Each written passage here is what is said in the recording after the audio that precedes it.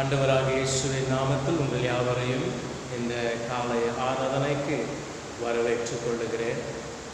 நாம் தலைகளை தாழ்த்தி கடவுளை நோக்கி வேண்டுதல் செய்வோம்.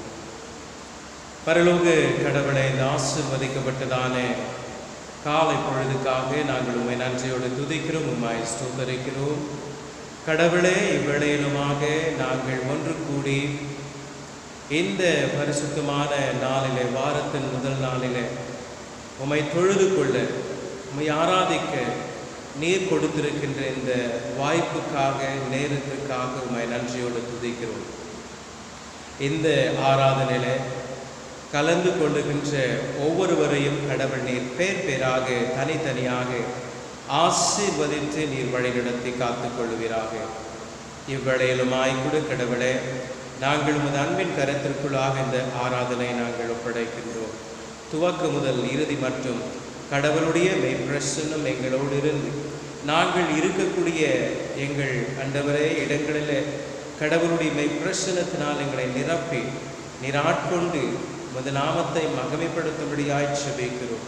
துவக்கமும் இறுதியும் நீர் மகிமை அடைவீராக. இயேசுவின் நாமத்தில் ஜெபிக்கிறோம் பிதாவே, ஆமென். அன்பானவர்களை, நாம் அனைவரும் இணைந்து பாடல் புத்தகத்தில் 120ஆம் பாடலினை பாடுவோம். பாடலில் 120, எல்லாம் இயேசுவே எனக்கு எல்லாம் இயேசுவே என்கின்ற பாடல். எல்லாம் இயேசுவே எனக்கெல்லாம் இயேசுவே, தொல்லை மிகும் இவ்வுலகில் சுகமில்லையே, தொல்லை மிகும் இவ்வுலகில் சுகமில்லையே, ஆயனும் சகாயனும் நேயனும் உபாயனும், ஆயனும் சகாயனும் நேயனும் உபாயனும், நாயனும் எனக்கன்பான ஞானமனவாளனும், எல்லாம் இயேசுவே எனக்கெல்லாம் இயேசுவே, தொல்லை மிகும் இவ்வுலகில் சுகமில்லையே, தந்தை தாயினம் ஜனம் பந்தலோ சேனேகித, தந்தை தாயினம் ஜனம் பந்தலோ சேனேகித, சந்தோஷ சகல யோக சம்பூரண வாக்கியமும், எல்லாம் இயேசுவே எனக்கெல்லாம் இயேசுவே, தொல்லை மிகும் இவ்வுலகில் சுகமில்லையே, கவலையில்லாருதலும் கண்குளிரின் ஜோதியும், கவலையில் ஆறுதலும் கண்குளிரின் ஜோதியும், கஷ்ட நோய் படுக்கையிலே கை கொண்ட ஔஷதமும், எல்லாம் இயேசுவே எனக்கெல்லாம் இயேசுவே, தொல்லை மிகும் இவ்வுலகில் சுகமில்லையே, போதக பிதாவுமென் போக்கினில் வரத்தினில், போதக பிதாவுமென் போக்கினில் வரத்தினில், ஆதரவு செய்திடும் கூட்டாளியும் என் தோழனும், எல்லாம் இயேசுவே எனக்கெல்லாம் இயேசுவே, தொல்லை மிகும் இவ்வுலகில் சுகமில்லையே, அணியும் ஆபரணமோ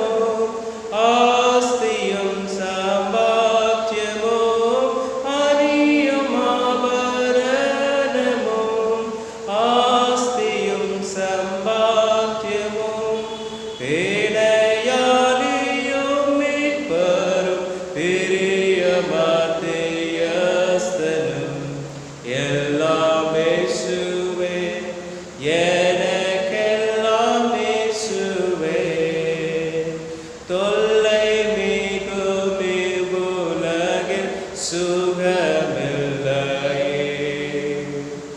ஆன ஜீவ அப்பமோ ஆவலும் என் காவலும் ஆன ஜீவ அப்பமோ ஆவலும் என் காவலும் ஞான கீதமும் சல்லூர நாட்டமும் கொண்டாட்டமும் எல்லாம் இயேசுவே எனக்கெல்லாம் இயேசுவே தொல்லை மிகும் இவ்வுலகில் சுகமில்லையே.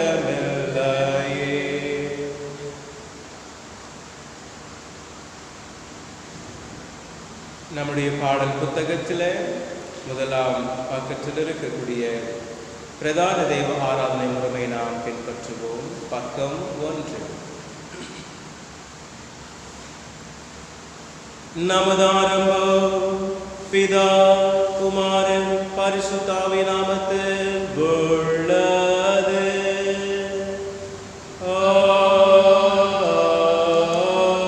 ஆமென். கர்த்தருக்குள் பிரியமானவர்களே, நமது பிதாவாகிய கடவுளிடம் கபடற்ற இருதயம் உள்ளவர்களாய் ஆண்டே சேர்ந்து நமது பாவங்களை அவருக்கு அறிக்கையிட்டு அவைகளை மன்னிக்க நமது இரட்சகராக இயேசு கிறிஸ்துவின் நாமத்தில் அவரை கெஞ்சி கேட்போம். வாருங்கள். நமக்கு சகாயம் கர்த்தருடைய திருநாமத்தில் உள்ளது. வானத்தையும் பூமியும் உண்டாக்கினவர் ஆவாரே. என் மீறலை கர்த்தருக்கு அறிக்கையிடுவேன் என்றே தேவரே என் பாவத்தின் தோஷத்தை மானேற்று. சர்வவல்லவரான கடவுளே, எங்கள் சிருஷ்டிகரும் மீட்பரும் மாணவரே, ஏழை பாவிகளாகி நாங்கள் சுபாவத்தின்படி பாவமுள்ளவர்களும் தீட்டுள்ளவர்களுமாயிருக்கிறோம் என்று மனதினாலும் வாக்கினாலும் நடத்தினாலும் உமக்கு விரோதமாய் பாவம் செய்தோம் என்று அறிக்கையிடுகிறோம். ஆதலால் எங்கள் ஆண்டவராக இயேசு கிறிஸ்துவே நிமித்தம் நீர் காட்டின கிருபையை தேடி உம்முடைய அளவற்ற இரக்கத்தில் அடைக்கலம் புக வருகிறோம். அளவில்லாத இரக்கமுள்ள கடவுளே, எங்களை மீட்கும்படி வருடத்திற்கு ஒப்புக் கொடுத்த முதுவரே பேரான குமாரனுக்கு இறங்கி எங்கள் பாவங்கள் எல்லாம் மன்னித்தருளும். உமது கிருபையினால் நாங்கள் நித்திய ஜீவனை சுழத்துக் கொள்ளும்படி உம்மையும் உடைய சித்தத்தை அறிகின்ற அறிவையும் உம்முடைய வசனத்திற்கு உண்மையான கீழ்ப்படுதலையும் பரிசுத்த ஆவியை கொண்டு எங்கள் இருதயத்தில் அதிகப்படுத்திட வேண்டும் என்று எங்கள் ஆண்டவராக இயேசு கிறிஸ்துவின் மூலமாய் உம்மை வேண்டிக் கொள்ளுகிறோம் கர்த்தாவே. ஆமென். சர்வ வல்லவரான பரமபிதாவாகிய கடவுள் நமக்கு இறங்கினார். அவர் தமது ஒரே பேரான குமாரனை நமது பாவங்களுக்காக மரணத்திற்கு ஒப்பு கொடுத்து அவர் நிமித்தம் நமது பாவங்களை எல்லாம் மன்னிக்கிறார். அவர் நாமத்தில் விசுவாசம் உள்ளவர்களுக்கு கடவுளுடைய பிள்ளைகளாகும்படி அதிகாரம் கொடுத்து அவர்களுக்கு தமது பரிசுத்த ஆவியை தந்தருவதாக வாக்குதத்தம் பண்ணினார். விசுவாசமுடையவனாய் ஞானஸ்நானம் பெற்றவன் ரட்சிக்கப்படுவான். கர்த்தாவே, எங்கள் அனைவருக்கும் கிருபை செய்தருளும்.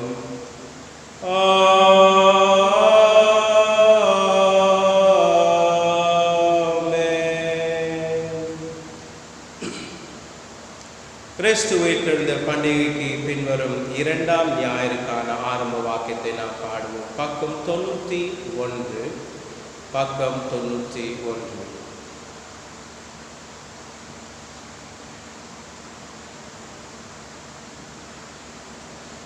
பூமி கோபவின் காருண்யம் நிறைந்திருக்கிறது. யெகோவா வார்த்தையினால் வானங்கள் உண்டாக்கப்பட்டன. நீதிமான்கள் யெகோவாவில் களிகூர்ந்து முழக்கமிடுங்கள். துதி செய்வது நேர்மையானவர்களுக்கு தகுந்தது. பிதாவுக்கு குமாரனுக்கு பரிசுத்த ஆவிக்கு மகிமையுண்டாவதாக.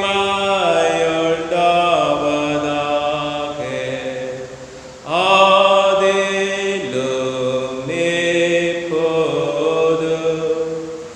எப்போதுமான யுக யுகங்களாய் இருக்கிறபடியே.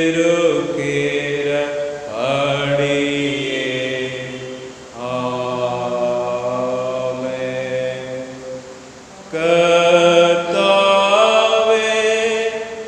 எங்களுக்கு இரங்கும். கிறிஸ்துவே, எங்களுக்கு இரங்கும். கர்த்தாவே, எங்களுக்கு இரங்கும்.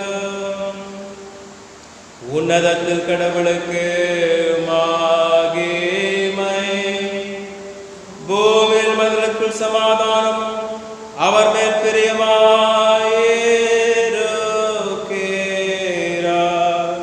பரமராஜாவாகிய கர்த்தாவே, சர்வ வல்லமையுள்ள பிதாவாகிய கடவுளே,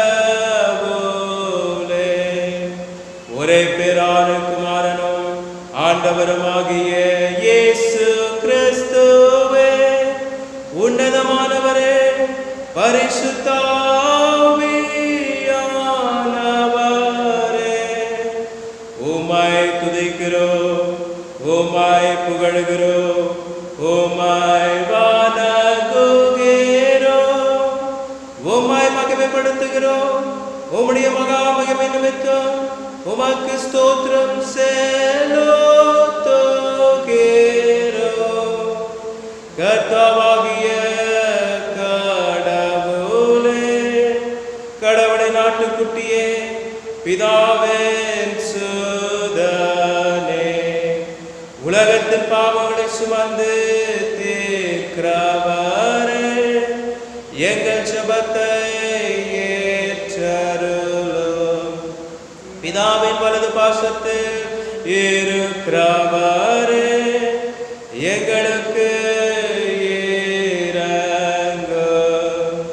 இயேசு கிறிஸ்துவே, உம்முடைய பிதாவின் மகிமையிலே பரிசுத்த ஆவியோடு நீர் ஒருவர் பரிசுத்தர்,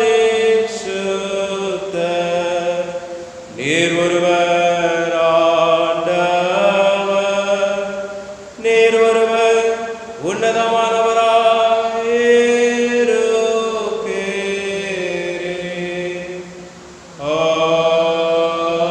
ஆமென். கர்த்தர் உங்களோடு இருப்பாராக. அவர் முதாவியோடும் இருப்பாராக. பிரார்த்தனை செய்வோமாக. அன்புள்ள கடவுளே, உமது குமாரன் தாழ்மையாக்கப்படுதலால் கெட்டுப்போன உலகத்தை நீர் சீர்படுத்தினதற்காக உமக்கு ஸ்தோத்திரம். உமது உண்மையான அடியாருக்கு முடிவில்லாத சந்தோஷத்தையும் நித்திய மரணத்தின் ஆபத்திலிருந்து நீர் மீட்டு கொண்டவர்களுக்கு அழியாத ஆனந்தத்தையும் அளிக்க வேண்டும் என்று உம்மோடும் பரிசுத்த ஆவியோடும் ஏக கடவுளாய் என்றென்றைக்கும் பீடாய்த்து ஆண்டு கொண்டிருக்கிறது குமாரனாகிய எங்கள் நாதர் இயேசு கிறிஸ்துவின் மூலமாய் உம்மை வேண்டிக் கொள்ளுகிறோம்.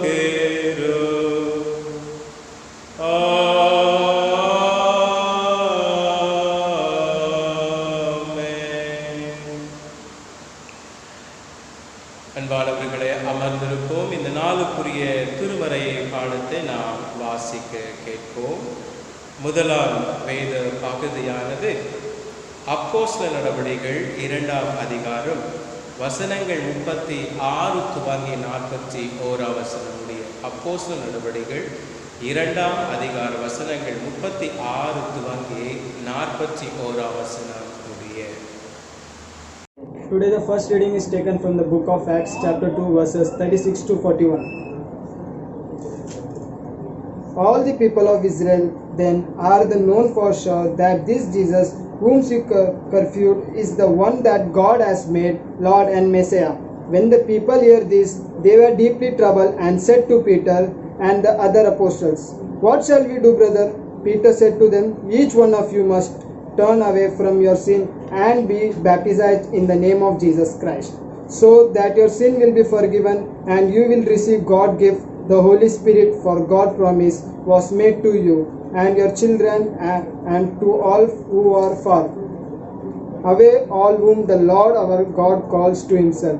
Peter made his appeals to them, and with many other words he urged them, saying, "Save yourself from the punishment coming on these wicked people." Many of them believed this message and were baptized, and about 3,000 people were added to the group that day. Amen. தொடர்ந்து 2ஆம் வேத பகுதியினை நாம் வாசிக்க கேட்போம். 2ஆம் வேத பகுதியின் பகுதியாக 1 பேதுருவின் புத்தகம் 1ஆம் அதிகாரம் வசனங்கள் 17 துவங்கி 25 வசனம் முடிய நாம் வாசிக்க கேட்போம்.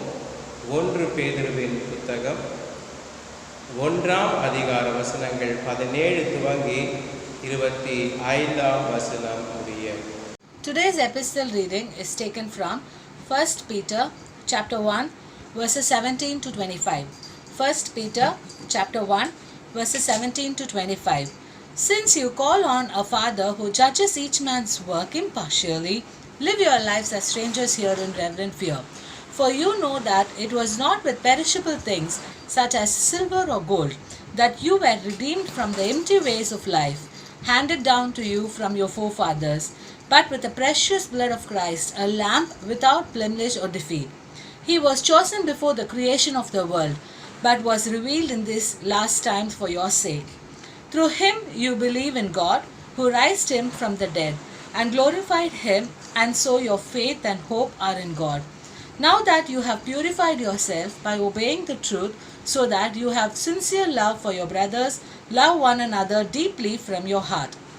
For you have been born again, not of perishable seed, but of imperishable, through the living and enduring word of God.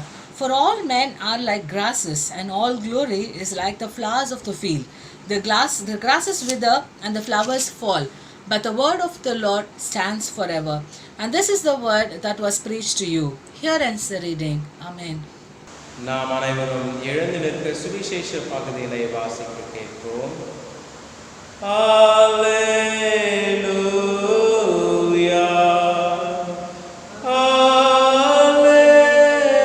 அல்லேலூயா,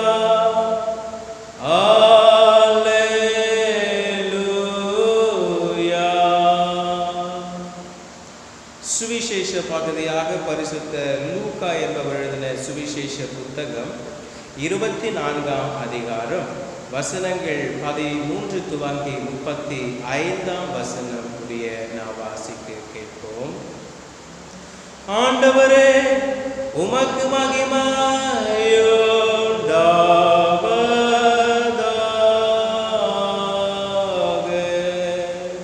கிறிஸ்து உயிர்த்தெழுந்த பண்டிகைக்கு பிந்தின 2ஆம் ஞாயிறான இன்று வாசிக்க வேண்டிய சுவிசேஷ வாக்கியம் லூக்கா 24ஆம் அதிகாரம் 13 முதல் 35 முடிய.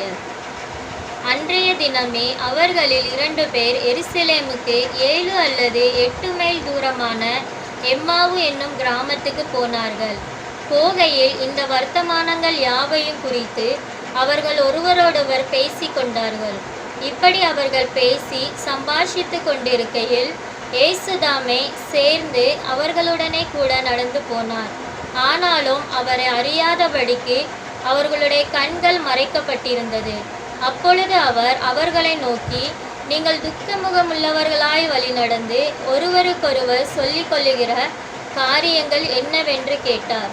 அவர்களில் ஒருவனாகிய கிலோயோப்பா என்பவன் பிரதியுத்தரமாக, இந்நாட்களில் எருசலேமிலே நடந்தவைகளை அறியாதபடிக்கு நீர் அந்நியராய் இருக்கிறீரோ என்றான். அவர், எவைகள் என்றார். அதற்கு அவர்கள், நசரேயனாகிய இயேசுவை குறித்தவைகளே. அவர் தேவனுக்கு முன்பாகவும் ஜனங்கள் எல்லாருக்கும் முன்பாகவும் செய்கையிலும் வாக்கிலும் வல்லமையுள்ள தீர்க்கதரிசியாய் இருந்தார். நம்முடைய பிரதான ஆசாரியரும் அதிகாரிகளும் அவரை மரண ஆக்கினைக்குட்படுத்தி சிலுவையில் அறைந்தார்கள். அவரே இஸ்ரவேலை மீட்டு ரட்சிப்பவர் என்று நாங்கள் நம்பியிருந்தோம். இவைகள் சம்பவித்து இன்று 3 நாள் ஆகிறது. ஆனாலும் எங்கள் கூட்டத்தை சேர்ந்த சில ஸ்திரீகள் அதிகாலமே கல்லறையினிடத்திற்கு போய் அவருடைய சரீரத்தை காணாமல் திரும்பி வந்து, அவர் உயிரோடு இருக்கிறார் என்று சொன்ன தேவதூதரை தரிசித்தோம் என்று சொல்லி எங்களை பிரமிக்க பண்ணினார்கள். அப்பொழுது எங்களிலே சிலர் கல்லறையினிடத்திற்கு போய் ஸ்திரீகள் சொன்னபடியே கண்டார்கள், அவரையோ காணவில்லை என்றார்கள். அப்பொழுது அவர் அவர்களை நோக்கி, தீர்க்கதரிசிகள் சொன்ன யாவையும் விசுவாசிக்கிறதற்கு புத்தி இல்லாத மந்த இருதயமுள்ளவர்களே, கிறிஸ்து இவ்விதமாக பாடுபடவும் தமது மகிமையில் பிரவேசிக்கவும் வேண்டியதில்லையா என்று சொல்லி மோசே முதலிய சகல தீர்க்கதரிசிகளும் எழுதின வேத வாக்கியங்கள் எல்லாவற்றிலும் தம்மை குறித்து சொல்லியவைகளை அவர்களுக்கு விவரித்து காண்பித்தார். அத்தருணத்தில் தாங்கள் போகிற கிராமத்துக்கு சமீபமானார்கள். அப்பொழுது அவர் அப்புறம் போகிறவர் போல காண்பித்தார். அவர்கள் அவரை நோக்கி, நீர் எங்களுடனே தங்கியிரும், சாயங்காலம் ஆயிற்று, பொழுதும் போயிற்று என்று அவரை வருந்தி கேட்டுக்கொண்டார்கள். அப்பொழுது அவர் அவர்களுடனே தங்கும்படி உள்ளே போனார். அவர்களோடே அவர் பந்தி இருக்கையில் அவர் அப்பத்தை எடுத்து ஆசீர்வதித்து அதை பிட்டு அவர்களுக்கு கொடுத்தார். அப்பொழுது அவர்களுடைய கண்கள் திறக்கப்பட்டு அவரை அறிந்தார்கள். உடனே அவர் அவர்களுக்கு மறைந்து போனார். அப்பொழுது அவர்கள் ஒருவரை ஒருவர் நோக்கி, வழியிலே அவர் நம்முடனே பேசி வேத வாக்கியங்களை நமக்கு விளங்க காட்டின பொழுது நம்முடைய இருதயம் நமக்குள்ளே கொழுந்துவிட்டு எரியவில்லையா என்று சொல்லிக்கொண்டு அந்நேரமே எழுந்திருந்து எருசலேமுக்கு திரும்பி போய் 11 அவர்களோடு இருந்தவர்களும் கூடியிருக்க கண்டு, கர்த்தர் மெய்யாகவே உயிர்த்தெழுந்து சீமோனுக்கு தரிசனமானார் என்று அவர்கள் சொல்ல கேட்டு, வழியில் நடந்தவைகளையும் அவர் அப்பத்தை பிட்கையில் தாங்கள் அவரை அறிந்து கொண்டதையும் விவரித்து சொன்னார்கள் என்பதை. வாசிக்க வேண்டிய சுவிசேஷ வாக்கியம் வாசித்து முடிந்தாயிற்று.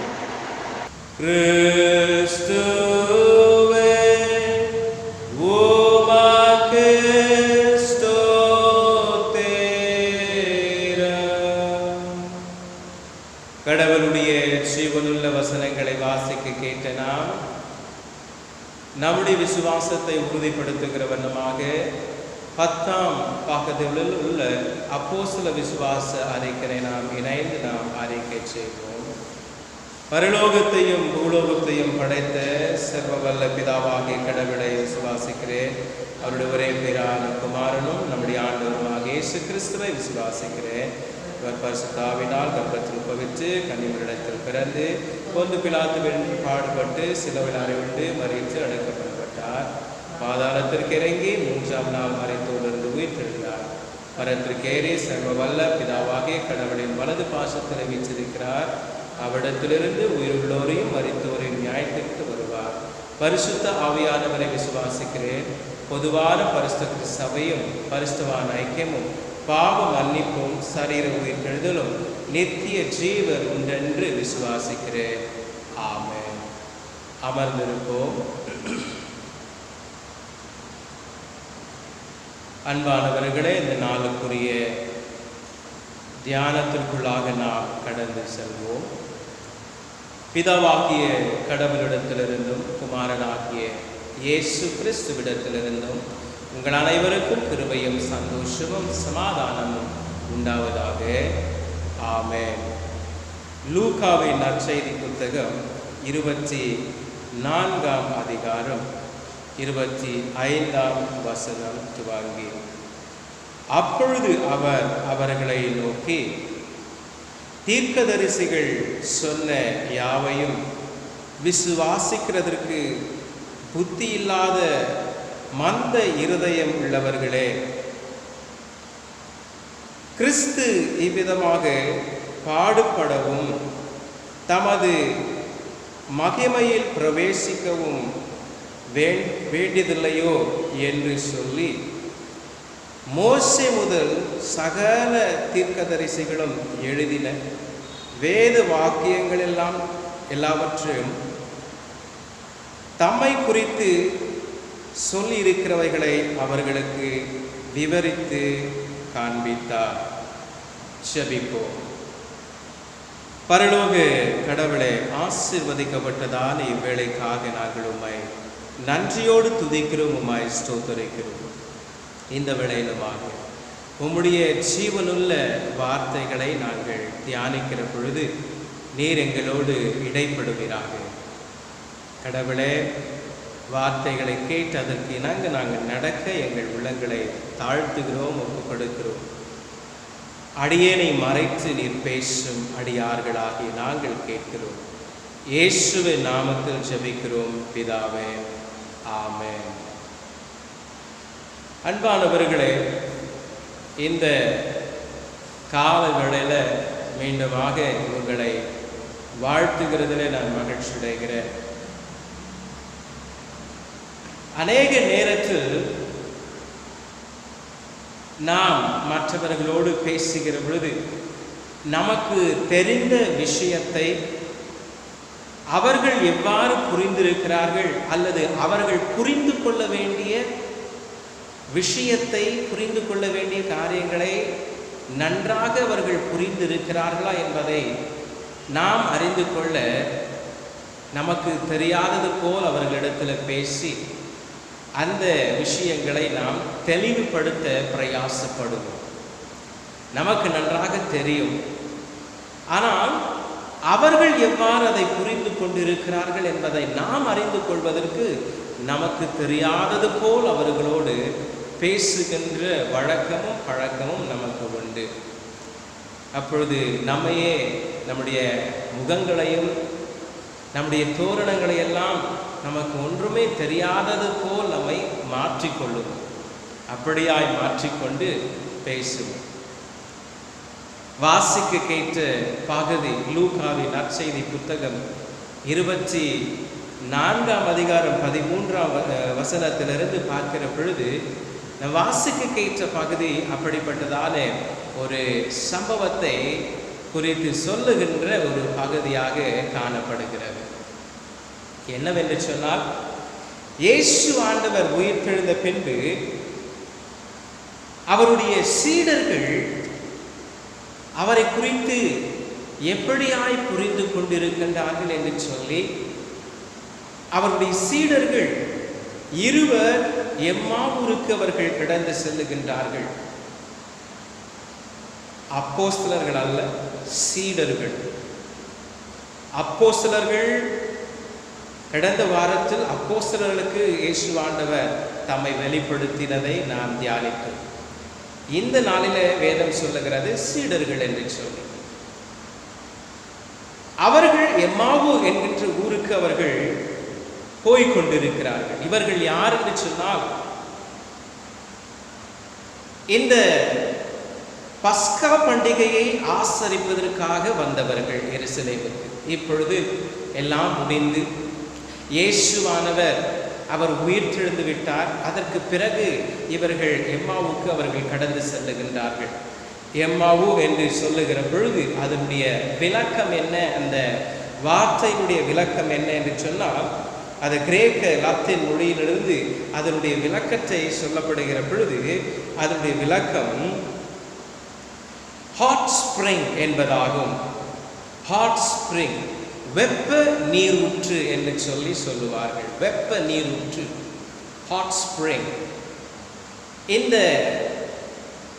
கிராமத்தின் பெயர் இப்படியாய் வைக்கப்பட்ட ஒரு பெயராய் இருக்கிறது.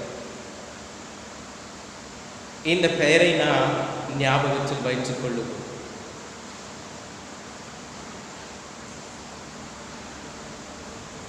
அடுத்து பார்க்கிற பொழுது இயேசுவானவர் அவர்களோடு சென்று அவர்களோடு இணைந்து கொள்ளுகிறார். இயேசுவானவர் அவர்களோடு இணைந்து கொண்டு அவர்களோடு பேச துவங்குகிறார். பேச துவங்குகிற பொழுதுதான் அவர் கேட்ட காரியம், நீங்கள் பேசிக்கொண்டு போவது என்ன? முகவாடலோடு சோகமாக நீங்கள் என்னத்தை பேசிக்கொண்டு போகிறீர்கள் என்று சொல்லி அவர்களிடம் கேட்க, அப்பொழுது கிளியோப்பா என்கின்ற அந்த சீடன் அவர்களுக்கு இயேசுவிடத்தில் பேசுகின்றார். திடீரென்று இயேசுவானவர் அவர்களோடு வந்து மூன்றாவது ஒரு மனிதனாக அவர் இணைந்து கொண்டு இந்த கேள்வியை கேட்ட மாத்திரத்தில் இவர்கள் அவரிடத்தில் சொல்லக்கூடிய காரியங்கள், நீர் புதிதாய் எருசலேமுக்கு வந்த ஒரு அந்நிய மனிதனோ, நீர் புதிதாய் வந்தீரோ, உமக்கு நடந்தவைகள் ஒன்றும் தெரியாதா என்று சொல்லி இயேசுவோடு கூட அவர்கள் பேசுகிறார்கள். இயேசுவோடு கூட பேசுகிற பொழுது இயேசுவை பற்றி அவர்களுக்கு இவர்கள் இயேசுவிடம் சொல்லுகிறார்கள். இயேசு என்ற ஒரு மனிதன் இருந்தார், அவர் கடவுளுடைய மகனாக இருந்தார், அவர் நல்ல ஒரு மனிதனாக இருந்தார் என்று சொல்லி இயேசுவை பற்றி சொல்ல அவர்கள் துவங்குகிறார்கள். இயேசுவை பற்றி அவர்கள் சொல்லுகிற பொழுது இயேசுவானவர் எப்படிப்பட்ட ஒரு மனிதனாக இருந்தார், அவருடைய செயல்பாடுகள் எப்படிப்பட்டதாக இருந்தது, அவர் யாராய் இருந்தார், அவர் என்னவெல்லாம் செய்தார் என்பதை குறித்து இயேசுவோடு கூட சேர்ந்து அவர்கள் இயேசுவுக்கு சொல்ல துவங்குகிறார்கள். வாசிக்க நாம் அதை கேட்போம். லூக்காவின் நற்செய்தி புத்தகம் 24ஆம் அதிகாரம் 17ஆம் வசனத்தை நாம் வாசிப்போம். அப்பொழுது அவர் அவர்களை நோக்கி, நீங்கள் துக்கமுகம் உள்ளவர்களாய் வழி நடந்து ஒருவருக்கொருவர் சொல்லிக் கொள்ளுகிற காரியங்கள் என்னவென்று கேட்டார். அவர்களில் ஒருவனாகிய கிளியப்பா என்பவன் பிரதியுத்தரமாக, இந்நாட்களில் எருசலேமிலே நடந்தவைகளை அறியாதபடிக்கு நீர் அந்நியராய் இருக்கிறீரோ என்றார். நீர் எருசலேமிலே நடந்தவைகளை அறியாதபடிக்கு நீர் அந்நியராய் இருக்கிறீரோ என்று சொல்லி இயேசுவை பார்த்து கிளியோப்பா என்கின்ற சீடர் கேட்கின்றார். நீர் அந்நியராய் இருக்கிறீரோ, உனக்கு ஒன்றுமே தெரியாதா நடந்தவைகள் எல்லாம்? இயேசுவானவர் கேட்கிறார், என்ன நடந்தது? தொடர்ந்து வாசிக்கும் பொழுது அங்கே சொல்லப்படுகிறது, அவர் எவைகள் என்றார். அதற்கு அவர்கள் நசரேயனாகிய இயேசுவை குறித்தவைகளே, நசரேயனாகிய இயேசுவை குறித்தவைகளே, அவர் தேவனுக்கு முன்பாகவும் ஜனங்கள் எல்லோருக்கு முன்பாகவும் செய்கையிலும் வாக்கிலும் வல்லமையுள்ள தீர்க்கதரிசியாய் இருந்தார். அங்கே சொல்லுகின்றார், கடவுளுக்கும் மனிதருக்கும் ஏற்ற ஒரு மனிதனாக வாழ்ந்து வார்த்தையிலும் கிரியையிலும் நடக்கையிலும் அவர் வல்லமை உள்ள ஒரு தீர்க்கதரிசியாய் இருந்தார்.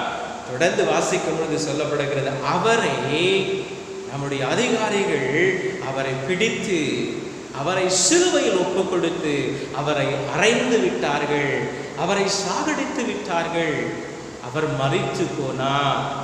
பின்பு நடந்தவைகள் எல்லாம் சொல்லுகிறார். அவளை எடுத்துக்கொண்டு கொண்டு போய் கல்லறையில் வைக்கப்பட்டார். வைக்கப்பட்ட பின்பு 3ஆம் நாளிலே அவர் உயிர்த்தெழுந்து விட்டார் என்று சொல்லி நாங்கள் சொல்ல கேட்டோம். இயேசுவை குறித்து, அவருடைய வல்லமையை குறித்து, அவருடைய வார்த்தையும் அவருடைய கிரியைகளையும், அவர் எப்படிப்பட்டவர் யார் என்பதையும் இவர்கள் நன்றாக அறிந்திருக்கிறார்கள். அவர் ஒரு தீர்க்கதரிசி என்றும் சொல்லுகிறார்கள். வார்த்தையிலும் செயலிலும் வல்லமை உடையவர் என்று சொல்லுகிறார்கள். கடவுளுக்கும் மனிதர்களுக்கும் ஏற்ற ஒரு வாழ்வினை அவர் வாழ்ந்தார் என்று சொல்லுகிறார்கள். பின்பு அவர் சொல்லுகிற பொழுது, அவர் 3ஆம் நாளிலே உயிர்த்தெழுந்து விட்டார் என்று சொல்லி சில பெண்மணிகள் சொல்ல கேட்டோம், சில ஸ்திரீகள் சொல்ல கேட்டோம். கேட்ட பின்பு சில சீடர்களும் அவரை சென்று கல்லறையிலே பார்த்தார்கள். அவரும் அங்கே இல்லை. அவர் உயிர்த்தெழுந்தார் என்று சொல்லுகிறார்கள். அவர் இல்லை, அவர் எங்கேயோ தெரியவில்லை. அவர் உயிர்த்தெழுந்தார் என்று சொல்லுகிறார்கள், ஆனால் அவரை இன்னமும் காணவில்லை. ஒருவரும் பார்க்கவில்லை. என கண்பான தெய்வ ஜனமே, இவர்களுடைய நோக்கம் எல்லாம், இவர்களுடைய குழப்பம் எல்லாம், இவர்கள் பேசிக்கொண்டிருக்கின்ற முகவாடலோடு பேசிக்கொண்டு போய்கொண்டிருக்கின்ற காரியம் என்னவென்று சொன்னார், உயிர் தெழுந்தார் என்று சொன்னால் அவர் எங்கே?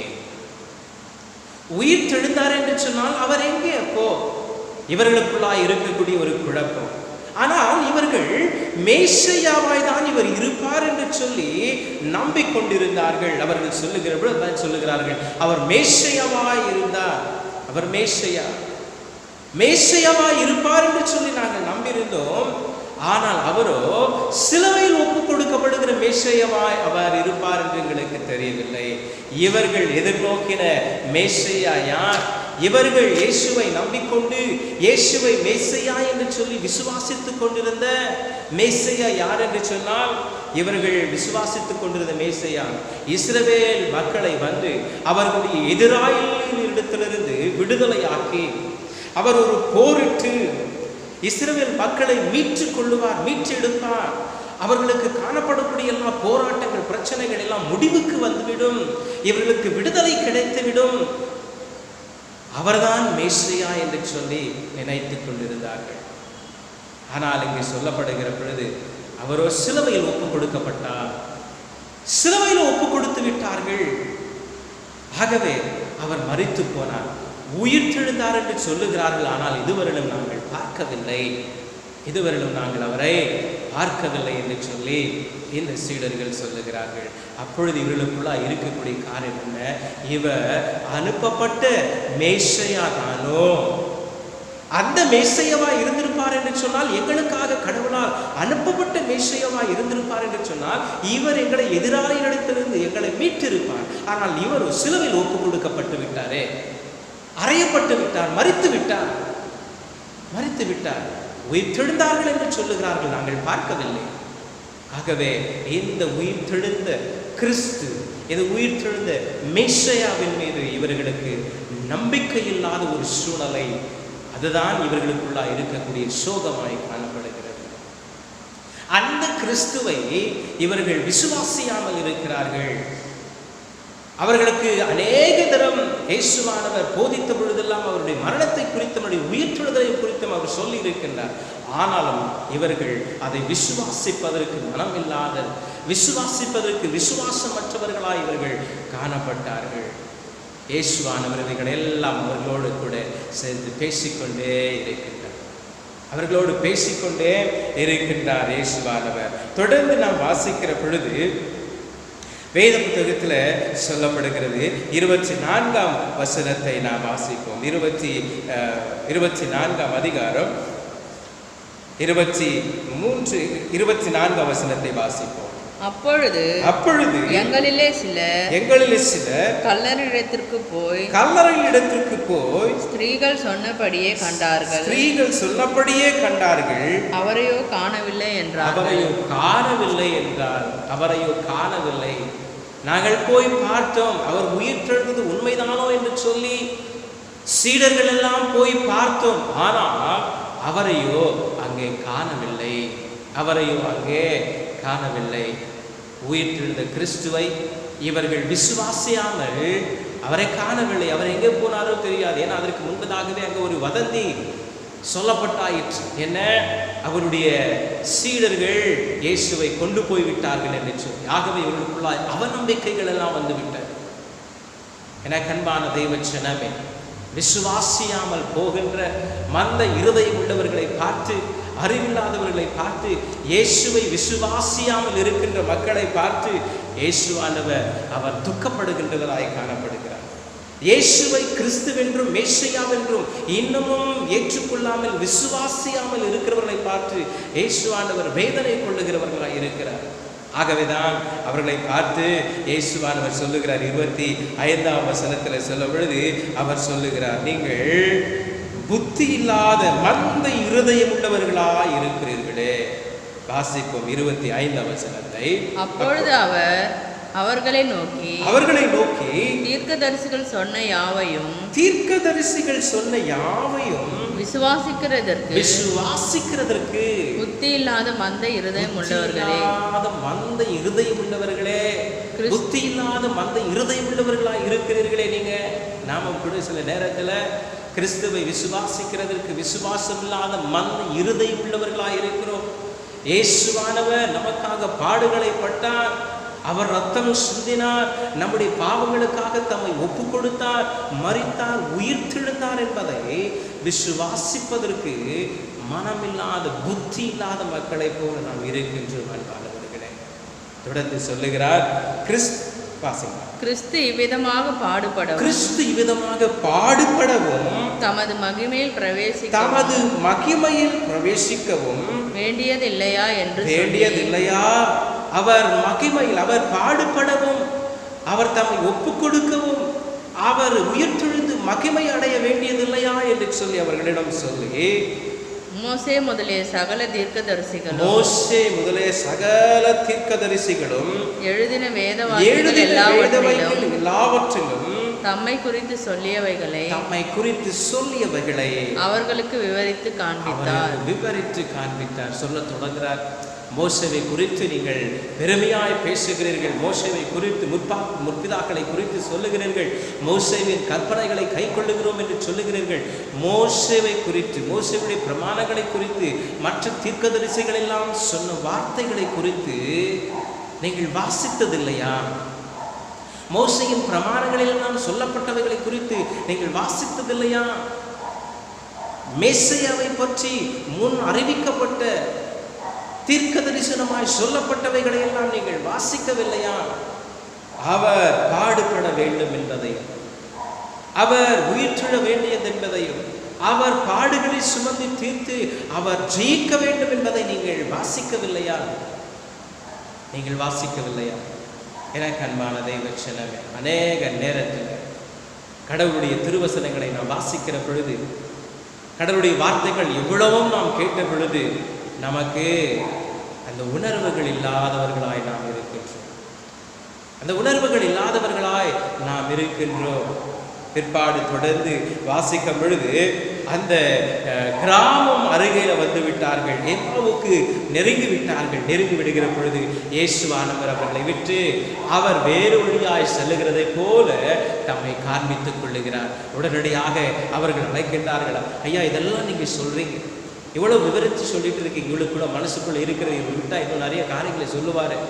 உடனடியாக என்ன செய்யறாங்க, இரவு சூழ்ந்தது, பகல் முடிந்தது, இரவு சூழ்ந்து வருகிறது. ஆகவே நீ இந்த நாள், இந்த சாயங்கால வேளை எங்களோடு நீ தங்கிவிடும் வாரும் என்று சொல்லி அவர்களுடைய இல்லறத்திற்கு அழைத்து செல்லுகிறார்கள். இயேசுவை அவருடைய இல்லறத்திற்கு அவர்கள் அழைத்து செல்லுகிறார்கள். இயேசுவை கூட அவர்களோடு தொடர்ந்து பிரயாணித்து அவர்களுக்கு இருக்கக்கூடிய அவநம்பிக்கையெல்லாம் நீக்கவும், அவர்களுக்கு இருக்கக்கூடிய அவிசுவாசங்களை எல்லாம் நீக்கவும், அவர்களுக்குள்ள இருக்கக்கூடிய எல்லா விதமான குழப்பங்களை நீக்கவும், அவர்களை தெளிவுபடுத்த வேண்டும் என்பது கடவுளுடைய விருப்பமாக இருக்கிறது. ஆகவேதான் அவர்களோடு இணைந்தார், ஆகவேதான் அவர்களுக்கு எல்லாவற்றையும் நினைப்பூட்டுகிறார். ஆகவேதான் தொடர்ந்து இவர்கள் அவரை அழைக்கிறார்களா இல்லையா என்று பார்ப்பதற்கு தாம் வேறு வழியாய் போகிறது போல தம்மை அவர்களுக்கு காண்பிக்கிறார். எனக்கு பிரியமானவர்களே, அழைத்து சென்றார்கள். அழைத்து சென்றவர்கள் அவர்களுக்கு போஜனத்தை கொடுக்கிறார்கள். அவர்கள் போஜனத்தை கொடுக்கும் பொழுது தங்களையே அவரிடத்தில் ஒப்பு கொடுக்கிறது போல அவர்கள் எல்லாவற்றையும் கொடுத்து அவரை அமரச் செய்தார்கள். வேத வசனம் சொல்லுகிறது 27ஆம் வசனத்தை வாசிப்போம். அத்தருணத்தில் தாங்கள் போகிற கிராமத்துக்கு சமீபமானார்கள். அப்பொழுது அவர் அப்புறம் போகிறவர் போல காண்பித்தார். அவர்கள் அவரை நோக்கி நீர் எங்களுடனே தங்கியிரும், சாயங்காலம் ஆயிற்று, பொழுதும் போயிற்று என்று அவரை வரிந்து கேட்டுக்கொண்டார்கள். அப்பொழுது அவர் அவர்களுடனே தங்கும்படி உள்ளே போனார். 30ஆம் வசனத்தை வாசிக்கலாம். அவர்களோடு அவர் பந்தி இருக்கையில் அவர் அப்பத்தை எடுத்து ஆசீர்வதித்து அதை பிட்டு அவர்களுக்கு கொடுத்தார். போதுங்க, இங்க சொல்லப்படுகிற வார்த்தை பாருங்க. அவர்கள் அழைத்தார்கள். அழைத்த பொழுது அவர் அவருடைய வீட்டுக்குள்ளாக சென்றார். அப்பொழுது அவர்கள் அவருக்கு போஜனம் கொடுத்தார்கள், அவரை உபசரிக்க துவங்கினார்கள். இயேசுவானவர் அவர்களோடு அமர்ந்து அப்பத்தை எடுத்து ஸ்தோத்திரம் பண்ணி அதை பிட்டு அவர்களுக்கு கொடுத்தார். அதை பெற்று அவர்களுக்கு கொடுத்தார். என கண்பானவர்களே, இந்த சம்பவம், இந்த நடந்த நிகழ்ச்சி அவர்களுடைய உள்ளத்தை மாற்றினது, அவர்களுடைய உள்ளத்தை தெளிவுபடுத்தினது. வேத வசனம் சொல்லப்படுகிறது, அவர் அப்பத்தை எடுத்து நன்றி செலுத்தி அதை பெற்று அவர்களுக்கு கொடுத்தார். அந்த செயல், என கண்பானவர்களே, அவர்களுடைய கண்கள் திறக்கப்பட்டது என்று சொல்லி வேதம் சொல்லுகிறது. தொடர்ந்து வாசிப்போம். 31-32 வசனத்தை. அப்பொழுது அவர்களுடைய கண்கள் திறக்கப்பட்டு அவரை அறிந்தார்கள். உடனே அவர் அவர்களுக்கு மறைந்து போனார். இங்கே சொல்லப்படுகிறது தெளிவாக, அவர் அப்பத்தை பிச்சவர்களுக்கு கொடுத்தார். அப்பொழுது அவர்களுடைய கண்கள் திறக்கப்பட்டது. அவருடைய கண்கள் திறக்கப்பட்டது. பிரியமானவர்களே, இயேசுவானவர் அநேக தரம் அவர்களோடு கூட இருந்து அநேக காரியங்களை சொல்லிக் கொடுத்த பொழுதிலும் அவர்கள் வேத வசனத்தை அவர்கள் மனதில் கொள்ளவில்லை. நாம் நிறைய பேர் என்ன செய்கிறோம்? வேத வசனத்தை வாசித்தாலும் இவ்வளவுதான் கேட்டாலும் கூட நாம் மறந்து போகக்கூடியவர்களாக இருக்கிறோம், மறந்து விடுகிறவர்களாக இருக்கிறோம். ஆண்டவர் அனுதினமும் நம்மோடு கூட பேசுகிறார் என்பதை நாம் மறந்து விடுகிறவர்களாக இருக்கிறோம். பிரியமானவர்களே, அப்பத்தை எடுத்து அதை ஸ்தோத்திரம் பண்ணி அதை பிட்டு அவர்களுக்கு கொடுத்த மாத்திரத்தினுடைய கண்கள் திறக்கப்பட்டால், ஐயோ, இவர் இயேசு கிறிஸ்து, உயிர்த்தெழுந்த கிறிஸ்து என்று சொல்லி அவர்கள் கண்கள் திறக்கப்பட்டது. அப்பொழுது அவர்களை விட்டு அவர் மறைந்து போனார் என்று வேதம் சொல்லுகிறது. எனக்கு பிரியமான தெய்வ ஜனமே, எத்தனை முறை ஆண்டவர் நம் அருகிலே அவர் வந்து நம்மோடு கூட பேசுகிறவராய் இருக்கிறார். வெளிப்படுத்தல் 3-20 வசனத்தை நான் வாசிக்கிற பொழுது அங்கே சொல்லப்படுகிறது, இதோ வாசல் அண்டை நின்று நான் தட்டுகிறேன், ஒருவன் என் சத்தத்தை கேட்டு கதவை திறந்தால் நான் அவனோடு என்ன செய்வாரா? அவர் பிரவேசிப்பார். அவர் அவருடைய வீட்டில் பிரவேசித்து அவரோடு கூட போஜனம் பண்ணுவேன் என்று சொல்லுகிறேன். நான் இதோ வாசல் அண்டை நின்று தட்டுகிறேன், ஒருவர் என் சத்தத்தை கேட்டு கதவை திறந்தால் நான் அவனோடு கூட அவனை பிரவேசித்து அவனோடு கூட நான் போஜனம் பண்ணுவேன். பிரியமான தெய்வ ஜனமே, இயேசுவாண்டவர் அநேக நேரங்களில் நம் அருகில் வந்திருக்கிறார், நம்மோடு கூட பேசுகிறார். உயிர்த்தெழுந்த கிறிஸ்துவை நாம் உணராமல் இருக்கின்றவர்களாய் இருக்கிறோம், மந்த இருதயம் உள்ளவர்களாய் நாம் இருக்கின்றோம். அவரை விசுவாசிப்பதற்கு நம்முடைய கண்கள் மறைக்கப்பட்டிருக்கின்றது. நம்முடைய கண்கள் மறைக்கப்பட்டிருக்கிறது. நம்முடைய கண்கள் திறக்கப்பட வேண்டும். நம்முடைய கண்கள் திறக்கப்பட வேண்டும். 119 சங்கீதம் 18 வசனத்தை வாசிக்கிற பொழுது அங்கு தாவீது அழகாய் சொல்வார், வேதத்தின் ரகசியங்களை காண என் கண்களை திறந்தரணும் என்று சொல்லி கேட்குவார். வேதத்தின் அதிசயத்தை காண்பதற்கு என் கண்களை திறந்தரணும். ஆண்டவரிடத்தில் ஒவ்வொரு நாளும் வேதத்தை வாசிக்கும் பொழுது, வேதத்தை வாசிப்பதற்கு முன்னதாக இந்த ஜெபத்தை ஜெபிக்கணும். அப்பாவுடைய வேதத்தின் அதிசயங்களை காண என்னுடைய கண்களை திறங்க. ஆண்டவரிடத்தில் ஒவ்வொரு நாளும் நாம் ஜெபிக்கணும். என்ன ஜெபிக்கணும்? ஆண்டவரே, இந்த நாள் முழுவதுமாக நீர் என்னோடு கூட இருப்பதை நான் உணர என்னுடைய கண்களை திறங்க, என்னுடைய மன கண்களை திறந்து விடுங்க. பாவத்தின் கண்களோடு இருப்போமே என்று சொன்னால், இச்சையின் கண்களோடு இருப்போமே என்று சொன்னால், சுய புத்தியின் கண்களோடு இருப்போமே என்று சொன்னால், மாம்ச ரீதியான சிந்தனையோடு இருப்போமே என்று சொன்னால், ஒரு காலம் நாம் உயிர்த்தெழுந்த கிறிஸ்துவை உணரவே முடியாது. எனக்கு அன்பானவர்களே, இவர்கள் இயேசுவை தங்கள் இல்லத்திற்கு அழைத்தார்கள், தங்கும்படியாய் அழைத்தார்கள். அழைக்காமல் விட்டிருப்பார்கள் என்று சொன்னால் இன்னமும் அவர்கள் அந்த கிறிஸ்துவை உணராதிருந்தவர்களாய் இருந்திருப்பார்கள். உயிர்த்தெழுந்த கிறிஸ்துவை இவர்கள் உணராமல் இருந்திருப்பார்கள். அழைத்தார்கள். ஆண்டவர் நம்மோடு கூட ஒவ்வொரு நாளும் பிரயாணிக்கிறார். ஒவ்வொரு நாளும் நம்மை சந்திக்க வருகிறார். ஒவ்வொரு நாளும் நம்மிடத்தில் வருகிறார், நம் அருகிலே வருகிறார். ஆனால் நாம் அவரை உணராமல் வாழ்ந்து கொண்டிருக்கிறோம். அவரை உணர்ந்து நாம் அவரை அழைக்க வேண்டும். இயேசுவை நாம் உள்ளத்திலே நாம் அழைக்க வேண்டும். இயேசுவை நம்முடைய வாழ்க்கையிலே நாம் அழைக்க வேண்டும். அழைத்தால் அதிசயங்களை காண்போம், அற்புதங்களை காண்போம். ஒருவேளை இயேசு நான் போகிறேன் என்று சொல்லி அவர் போவது போல தம்மை காண்பித்தாலும் இவர்கள் சரி போயிட்டு வாங்கன்னு சொல்லிட்டு இருந்தாங்கன்னா, நிச்சயமா இயேசுவான உயிர்த்தெழுந்த கிறிஸ்துவை அவர்கள் ருசித்து இருக்க முடியாது. அறிந்திருக்க முடியாது. ஆனால் மாறாக அவர் சொல்லுகிறார்கள், வாரம் எங்களுடைய வீட்டு ஆண்டவரை நாம் கேட்கணும், அழைக்கணும். இயேசுவே என் உள்ளத்தில் வாரும், இயேசுவை என் இல்லத்தில் வாரும், இயேசுவை எங்கள் குடும்பத்திற்கு நீர் வாரும். இயேசுவை நாம் அழைக்கின்ற பொழுது, இயேசுவுக்குள்ளாக நம்மை ஒப்புக் கொடுக்கிற பொழுது, பிரியமானவர்களே, நம்முடைய மனக்கண்களை ஆண்டவர் திறந்து கொடுப்பார். அவருடைய அதிசயங்களை, அவருடைய வழிநடத்துதலை, அவர் நமக்கு கொடுக்கின்ற ஆசீர்வாதங்களை நாம் அப்பொழுதுதான் உணர முடியும். இல்லாவிட்டால் உணர முடியாது, இல்லாவிட்டால் உணர முடியாது. அவரை அழைக்க வேண்டும், நம்மை ஒப்புக் கொடுக்க வேண்டும். நம்முடைய உள்ளங்களில் அவரை ஏற்றுக்கொண்டு நாம் அவருக்கு ஒப்புக் கொடுப்போமே என்று சொன்னால், அப்பொழுது நாம் அவரை நாம் உணர முடியும், அவரை நாம் உணர முடியும். இல்லாவிட்டால் ஒரு காலமும் நாம் அவரை உணர முடியாது. சங்கீதங்களின் புத்தகம் 34 சங்கீதம் 8 சொல்லுகிறது, கர்த்தர் நல்லவர் என்பதை நீங்கள் ருசித்து அறியுங்கள். அவர் மீது நம்பிக்கையாக இருக்கிற மனுஷர் பாக்கியவானாய் இருக்கிறார், பாக்கியவானாய் இருக்கிறார். எப்படி ருசிக்க முடியும்? அவரை அழைக்கணும், அவரை உணரணும். அவரை நாம் உணர்கிற பொழுதுதான் அவரை நாம் ருசிக்க முடியும். இந்த சீடர்கள் அவரை அழைத்தார்கள், ஆண்டவருக்கு உள்ளத்தை திறந்து கொடுத்தார்கள். இயேசுவோ அவர்களுக்கு வெளிப்படுத்தினார் தாம் யார் என்று சொல்லி ருசிக்க துவங்கினார்கள். தொடர்ந்து மீதியான வசனங்களை வாசிக்கும் என்று சொல்லப்படுகிறது. உடனடியாக அவர்கள் புறப்பட்டு செல்லுகிறார்கள். என்ன? நாங்கள் உயிர்த்தெழுந்த கிறிஸ்துவை கண்டோம் என்று சொல்லி பறைசாற்றுவதற்காக புறப்பட்டு சென்றார்கள், பறைசாற்றுவதற்காக புறப்பட்டு சென்றார்கள். எனக்கன்பான தெய்வ ஜனமே, நாம் அந்த கிறிஸ்துவை உணர்ந்திருக்கிறோமா? உயிர்த்தெழுந்த கிறிஸ்துவை நாம் அனுதின வாழ்க்கையில நாம் உணர்கிறோமா? ஒவ்வொரு நாளிலும் ஆண்டவர் நம்மிடத்துல கடந்து வருகிறதை நாம் உணர்கிறோமா? நம்மோடு கூட இருப்பதை நாம் உணர்கிறோமா? இந்த லாக்டவுன் செய்யப்பட்டிருக்கிற ஒரு சூழல், ஒரு இக்கட்டான ஒரு சூழல், பலவிதமான யோசனைகள், பலவிதமான பயங்கள் நமக்குள்ளாக ஓடிக்கொண்டிருக்கிறது. இயேசு நம்மோடு கூட இருப்பதை நாம் உணர்கிறோமா?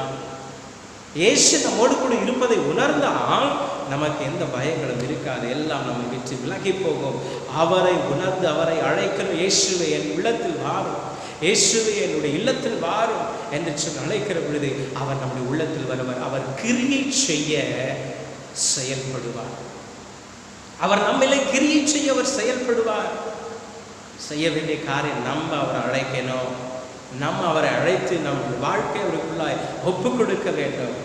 ஒப்பு கொடுக்கிற பொழுது ஆண்டவர் பெரிய காரியங்களை செய்வார். இன்றைக்கான முதலாம் பகுதி, நிருப பகுதி வாசித்தோம். அப்போஸ்தலர் 2ஆம் அதிகாரத்தில் 17 முதல் தொடர்ந்து வாசிக்க கேட்ட வசனங்களை பார்க்கிற பொழுது அந்த இடத்துல சொல்லப்படுகின்ற காரியம், பேதுரு பிரசங்கிக்கின்றார். பிரசங்கித்து சொல்லும் பொழுது அவர் சொல்லுகின்ற காரியம், நீங்கள் மனம் திரும்ப வேண்டும், நீங்கள் மனம் திரும்ப வேண்டும், மனம் திரும்பி கடவுளுக்குள்ளாக நீங்கள் நம்பிக்கை வைக்க வேண்டும். 38ஆம் வசனம், அப்போஸ்தலர் 2:38 வசனத்தை வாசித்தோம்.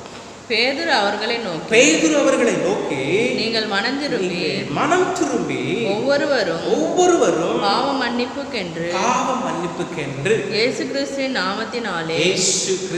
நாமத்தினாலே ஞானஸ்நானம் பெற்றுக்கொள்ளுங்கள், திருமுழுக்கை பெற்றுக்கொள்ளுங்கள். அப்பொழுது பரிசுத்த ஆவியின் வரத்தை நீங்கள் பெறுவீர்கள். நீங்கள் மனம் திரும்புங்கள்.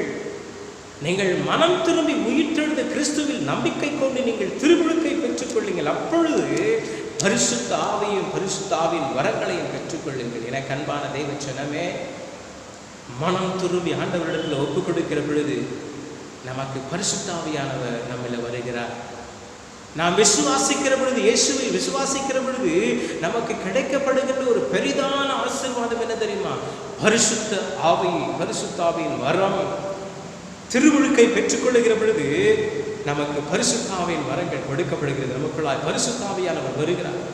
அநேக நேரத்தில் சொல்லுவாங்க, நீ பரிசுத்த ஆவியை பெற்றிருக்கிறியா என்று சொல்லி கேள்விகளை கேட்பாங்க. பரிசுத்த ஆவியானவர் திருமுழுக்கை பெற்றுக்கொள்ளுகிற, அவருடைய நாமத்தை விசுவாசித்து திருமுழுக்கை பெற்றுக்கொள்ளுகிற ஒவ்வொருடைய உள்ளத்திலும் பரிசுத்த ஆவியானவர் வருகிறார், தங்குகிறார். தொடர்ந்து வாசிக்கும் பொழுது 39ஆம் வசனத்துல நாம் வாசிப்போம்.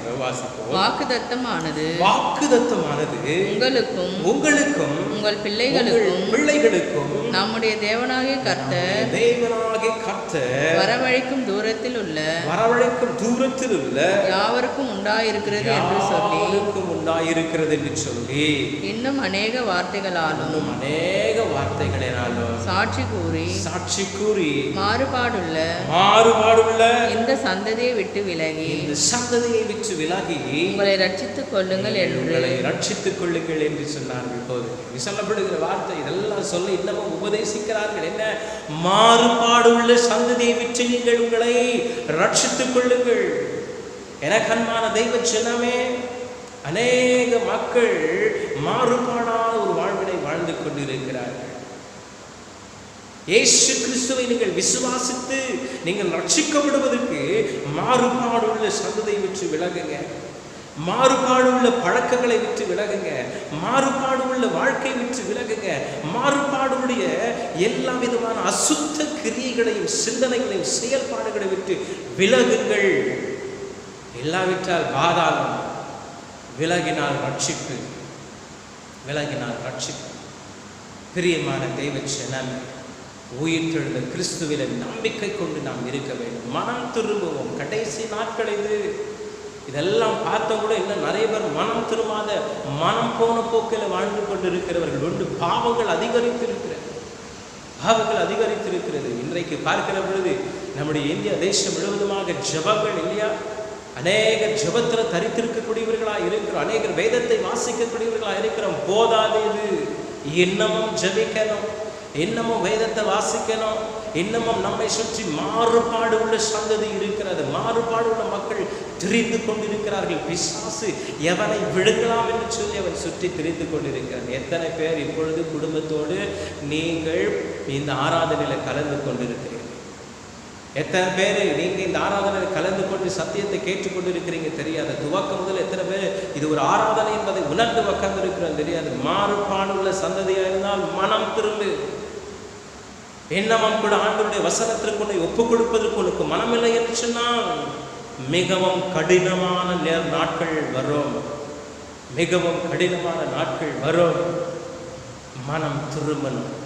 மாறுபாடான வழிகளை விட்டு விலகணும்.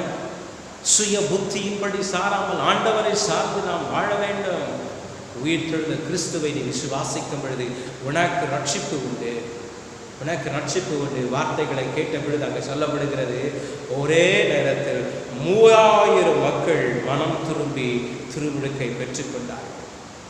3000 பேர் மனம் திரும்பினார்கள். இன்றைக்கு நாம் எவ்வளவாக ஆண்டவருடைய சத்தத்தை கேட்டு அவருடைய வார்த்தைகளை கேட்டு நம்முடைய மனதை கடவுளுக்கு நேராக திருப்புகிறோம். இறுதியாக ஒரு வசனத்தை வாசித்து நாம் முடிப்போம். 1 பேதுருவின் புத்தகம் 1ஆம் அதிகாரம் 18ஆம் 19ஆம் வசனத்தை நாம் வாசிப்போம். 1 பேதுரு 1ஆம் அதிகாரம் 18 19ஆம் வசனம். உங்கள் முன்னோர்களால் பாரம்பரியமாய் நீங்கள் அனுசரித்து வந்த வீணான நடத்தையை நின்று அழிவுள்ள வஸ்துக்களாகிய வெள்ளியினாலும் பொன்னினாலும் மீட்கப்படாமல் குற்றமில்லாத மாசற்ற ஆட்டுக்குட்டியாகிய கிறிஸ்துவின் விலையேற பெற்ற இரத்தத்தினாலே மீட்கப்பட்டீர்கள் என்று அறிந்திருக்கிறீர்களே. 24ஆம் 25ஆம் வசனத்தை வாசி. மாம்சம் எல்லாம் புல்லை போலவும் மனுஷருடைய மகிமை எல்லாம் புல்லின் பூவை போலவும் இருக்கிறது. புல் உலர்ந்தது, அதன் பூவும் உதிர்ந்தது. கர்த்தருடைய வசனமும் என்றென்றைக்கும் நிலைத்திருக்கும். உங்களுக்கு சுவிசேஷமாய் அறிவிக்கப்பட்டு வருகிற வசனம் இதுவே. அறிவிக்கப்பட்டு வருகிற வசனம் இதுவே. எனக்கு பிரியமானவர்களே, புல்லும் பூவும் உதிர்ந்து போகும். இந்த உலகத்தின் வாழ்க்கை, இந்த உலகத்தினுடைய நம்முடைய மாம்ச ரீதியான சிந்தனைகள், உலக ரீதியான வாழ்க்கை, லௌகீக வாழ்க்கை அழிந்து போகும். இன்றைக்கு நாம் நினைத்து கொண்டிருக்கலாம், இன்னும் எவ்வளவு நாட்கள் பார்த்து விடுவோம் என்று சொல்லி. காலம் செல்லாது. இன்னும் நீ மனம் திரும்பாமல் இருப்பேன் என்று சொன்னால் காலங்கள் கடினமாக இருக்கும். ஆண்டவருடைய வார்த்தை மாத்திரமே அழியாத ஒன்று. ஆண்டவருடைய வார்த்தைக்கு செவி சாய்க்காவிட்டால், ஆண்டவருடைய வார்த்தைக்கு நாம் செவி சாய்க்காவிட்டால் இனி காலம் செல்லாது. பிரியமாக, இனி காலம் செல்லாது. எத்தனை பேர் அதிகமாய் வேதத்தை எடுத்து வாசிக்கிறோம். நம்ம ஆலயத்தில் அச்சடித்து கொடுக்கப்பட்ட தினந்தோறும் வேத வாசிப்பை வாசித்து கொண்டிருக்கிறோமா? எனக்கு அன்பான தேவச்சனமே, ஆண்டவர் உயிர்த்தெழுந்த கிறிஸ்து உனக்கு வெளிப்படுமே வேண்டுமே என்று சொன்னார். இன்றைக்கும் அவருடைய வசனத்தை நீ எடுத்து வாசிப்பாய் என்று சொன்னால் உன்னோடு கூட பேசுவார், உன்னோடு கூட வெளிப்படுவார், உன்னோடு கூட இடைப்படுவார், உனக்கு எல்லாவற்றையும் தெளிவுபடுத்துவார். அன்றைக்கு குழம்பி கிடந்த அந்த சீடர்களை தெளிவுபடுத்தினார் அவருடைய வார்த்தையை கொண்டு. இன்றைக்கும் ஆண்டுடைய வசனம் நம்முடைய கரங்களில் கொடுக்கப்பட்டிருக்கிறது. வசனத்தின் பஞ்சம் காலம் வருவதற்கு முன்பதாக கொஞ்சம் வார்த்தை எடுத்து வாசிக்கும். வசன காலத்தின் பஞ்சம் வருவதற்கு முன்பதாக கொஞ்சம் நேரத்தை வேத வசனத்திற்கென்று செலவிடுங்கள். வேத வசனத்தை நீங்கள் எடுத்து வாசிக்கும் பொழுது ஆண்டவர் உங்களுக்கு வெளிப்படுவார்.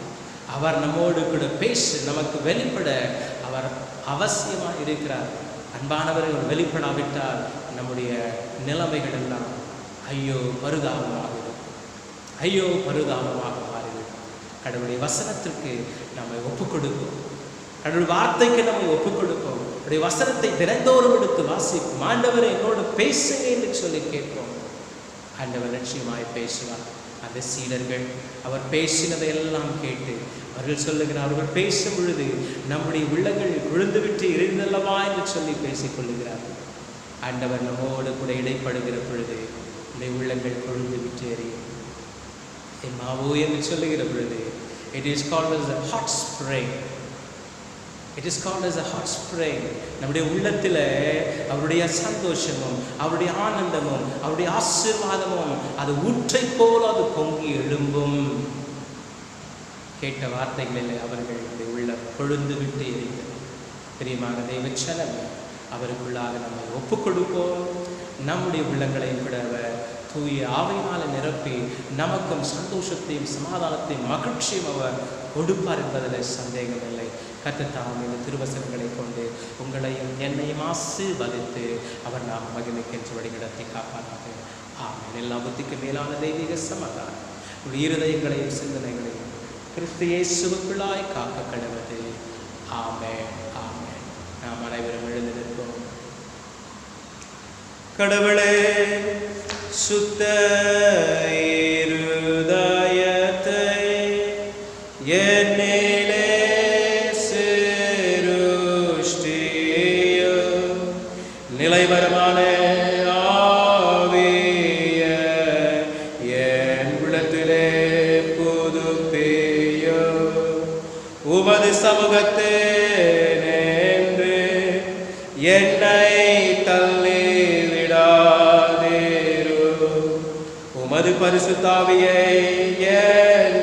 என்னிடத்தில் இருந்து எடுத்துக்கொள்ளாதீரும்.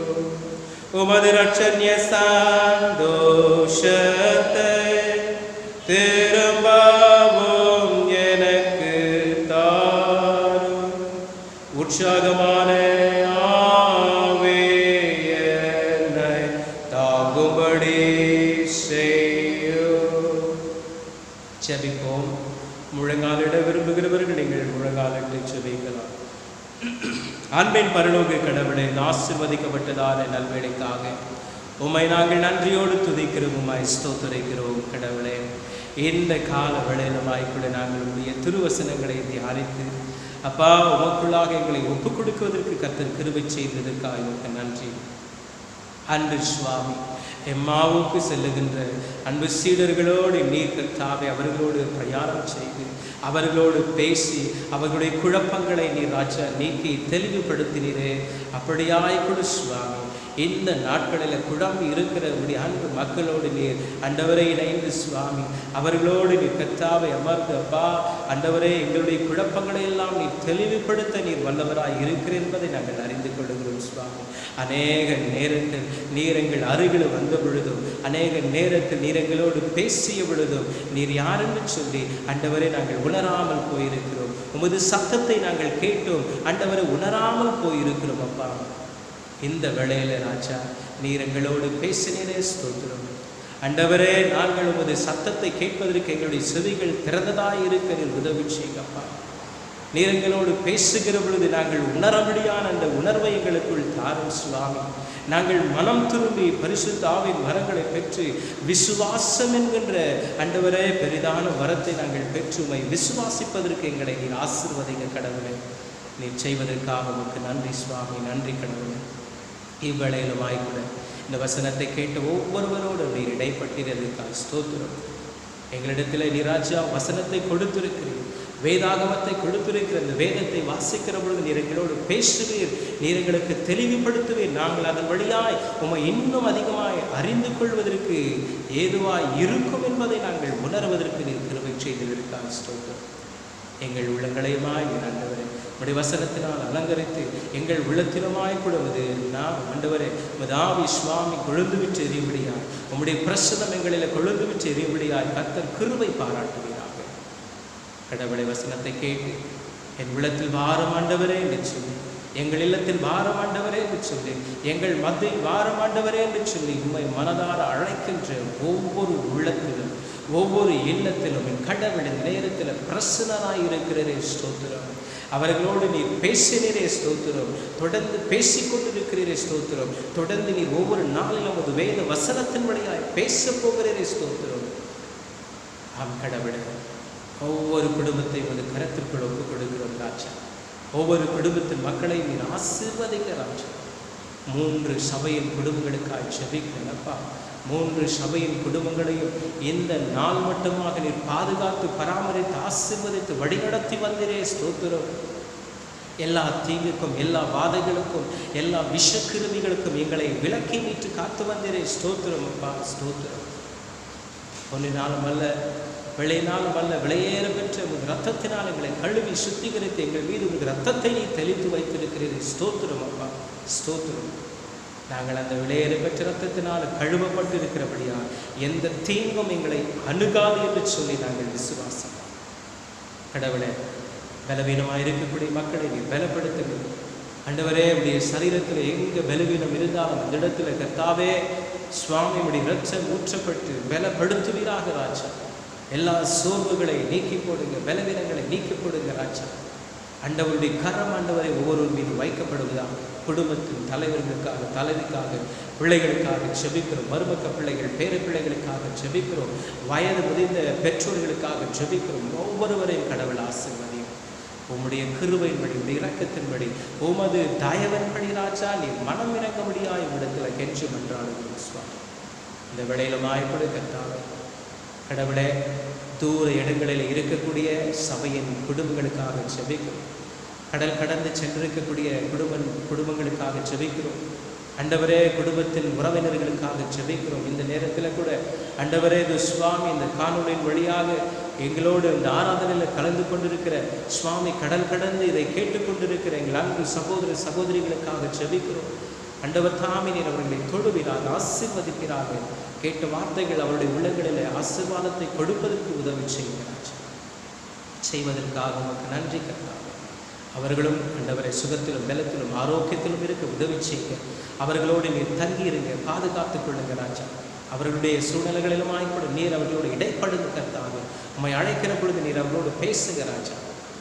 கர்த்தாவே சுவாமி, தூர இடங்களில் சென்று சுவாமி இந்தியா தேசத்திற்குள்ளாகவே ஆண்டவரே பல இடங்களில் பல மாநிலங்களில் சென்று பணியாற்றி கொண்டிருக்கிற படித்து கொண்டிருக்கிற எங்களுடைய சபையின் வாலிப பிள்ளைகளுக்காக ஜெபிக்கிறோம் அப்பா. பெரியவர்களுக்காக ஜெபிக்கிறோம். ஆசீர்வதிங்க. அவர்கள் இருக்கக்கூடிய இடங்களில் தேவ பிரசனம் இருக்கட்டும். பாதுகாத்துக் கொள்ளுங்க, வழி நடத்துகிறாச்சா. இந்த வேளையிலுமாய்க்கூட கடவுளே, நாங்கள் சபையின் விசுவாசிகளாக நாங்கள் கூடி உமக்கு நன்றிகளை ஏறெடுக்கிறோம். இந்த நாள் மட்டுமாய் காத்து வந்தீரே ஸ்தோத்திரம். இனி வரக்கூடிய நாட்களிலும் உங்களுடைய கிருபைகளை சூழ்ந்து கொள்ளட்டும். இந்தியா தேசத்திற்காக, இந்தியா தேசத்தின் மாநிலங்களுக்காக ஜெபிக்கிறோம். சிறப்பாக மகாராஷ்டிரா மாநிலத்திற்காக ஜெபிக்கிறோம். மும்பை பட்டணத்திற்காக ஜெபிக்கிறோம். அப்பா தாராவிக்காக ஜெபிக்கிறோம். ஆண்டவரே, உடைய பிள்ளைகள் இருக்கிறார்கள் சுவாமி. ஆண்டவரே, அவருடைய கூக்குரலை கேட்டு இறங்கி வந்து ஆண்டவரே, எகிப்து தேசத்தின் வாதைகளை நீக்கின கடவுளே, இந்த வாதையை கூட உலகத்தை விட்டு நீக்குங்க அப்பா, நீக்குங்க. ஆண்டவரே, நாங்கள் பயந்து நடுங்கி கர்த்தாவே இருக்கிறோம் ராஜா. எல்லா பயங்களுக்கும் நீங்களாக்கி ரட்சிங்க சுவாமி. அத்தனை வாதைகளையும் எகிப்து தேசத்தை விட்டு நீர் விளக்கினவர் அப்பா. இந்த வாதை உமக்கு எம்மாத்திரம் சுவாமி. ஒரு வார்த்தை சொல்லுங்க ராஜா. இயற்கை மீது அதிகாரம் உள்ள கடவுள் நீர். இந்த கொரோனா வைரஸ் உமக்கு எம்மாத்திரம் ஆண்டவர். ஒரு வார்த்தை சொல்லுங்கப்பா. காற்றையும் கடலையும் அதட்டி நிறுத்தினவர். இறையாதே அமைதியாயிரு என்று சொன்னவர். இந்த வாதையை கட்டளிடுங்க. அமைதியாயிரு, இனி பரவாதே என்று சொல்லி கட்டளிடுங்க. மரணத்தின் கொடுக்கை பிடுங்கி இருந்த கடவுள் நீர் சுவாமி. இந்த கொரோனா வைரஸின் அந்த விஷ கிருமிகளின் கொடுக்கை பிடுங்கி எழுகிறார்கள் சுவாமி.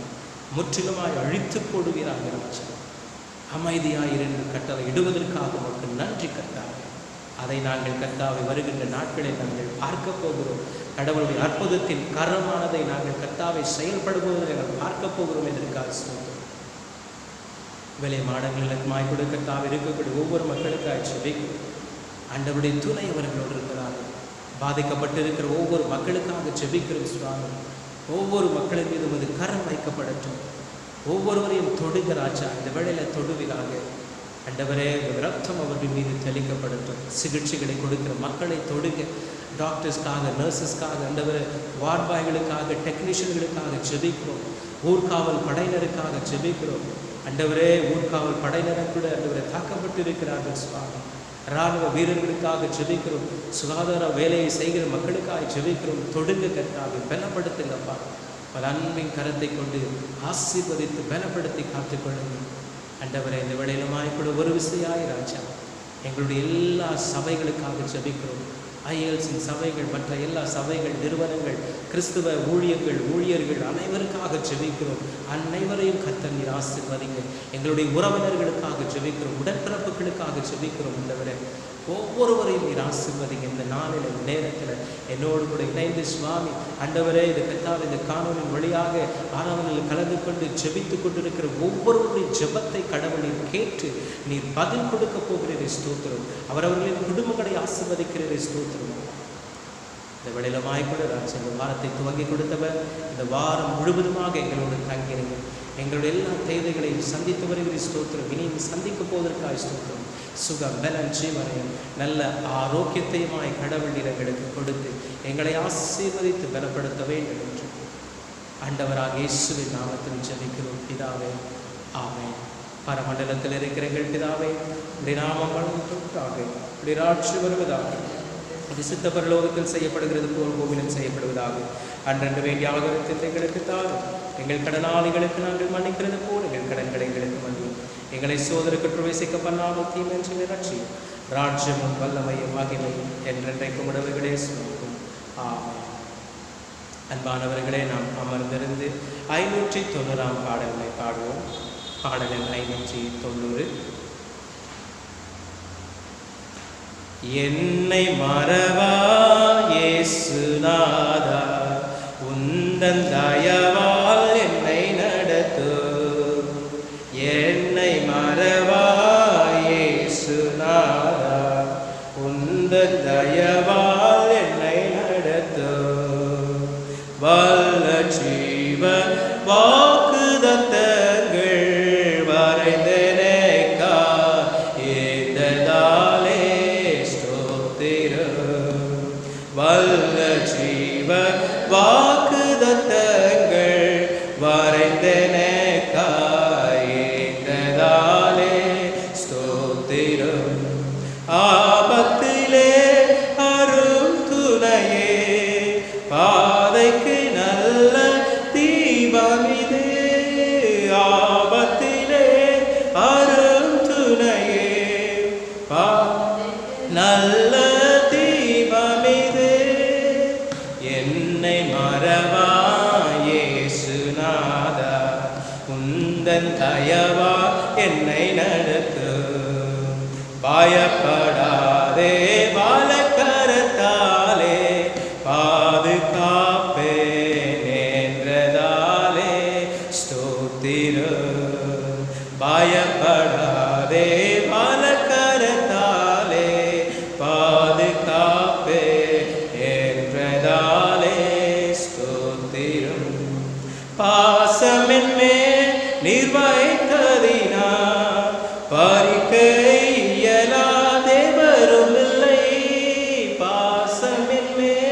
நீர் வைத்ததினால் பறிக்க இயலா தேவரும் இல்லை. என்னை மறவா இயேசுநாதா, உந்தன் தயவால் என்னை நடத்தும். தாய் தன் சேயை மறந்து விட்டாலும் மறவே உன்னை என்றதாலே ஸ்தோத்திரம். தாய் தன் சேயை மறந்து விட்டாலும் மறவே உன்னை என்றதாலே ஸ்தோத்திரம். வரைந்திருந்தோம் உள்ளங்கையில் வல்லவா என்ற புகலிடமே.